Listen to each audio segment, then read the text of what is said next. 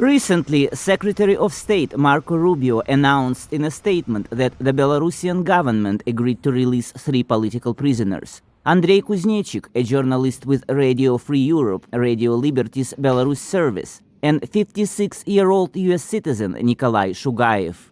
After the release, U.S. State Department official Christopher Smith said the U.S. is working to win the release of more prisoners.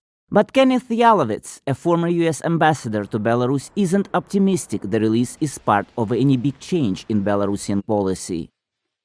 On a humanitarian level, this is, very welcome, to see anybody, any political prisoners, released, from Belarusian jails.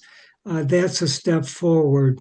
But, there remain probably well over 1,000, political prisoners in Belarus. The basic stripes, the authoritarian dictatorship, remains very, very firmly in place. Yalovitz says that the decisions of Belarus authoritarian leader President Alexander Lukashenko are tied to the situation in Ukraine. He thinks Belarus is reacting to the possibility of an end to the war in Ukraine and a thaw in US-Russian relations. A report in the New York Times suggests that Trump administration officials are open to a deal tying the release of prisoners to an easing of US sanctions imposed on Belarus for human rights abuses. Belarusian political analyst Vadim Mazheiko says a deal between the US and Belarus fits the logic of the sanctions policy.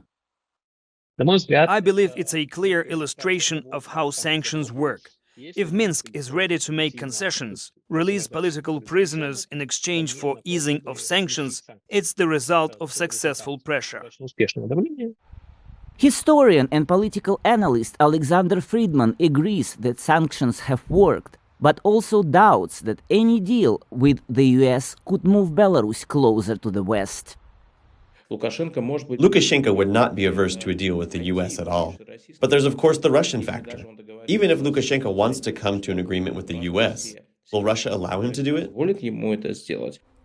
Belarusian journalist and former political prisoner Olga Loika says she celebrates news of prisoner releases, but is clear-eyed about what could happen next. We all know Lukashenko is great at not fulfilling deals, and in the end, releasing everyone will turn into not quite everyone, then no one at all. And then repressions will continue, and nothing will change. A group of Nobel laureates recently appealed to the US president and EU leaders, asking them to take urgent and decisive actions to release all political prisoners in Belarus. Maxim Adams, VOA News, Washington.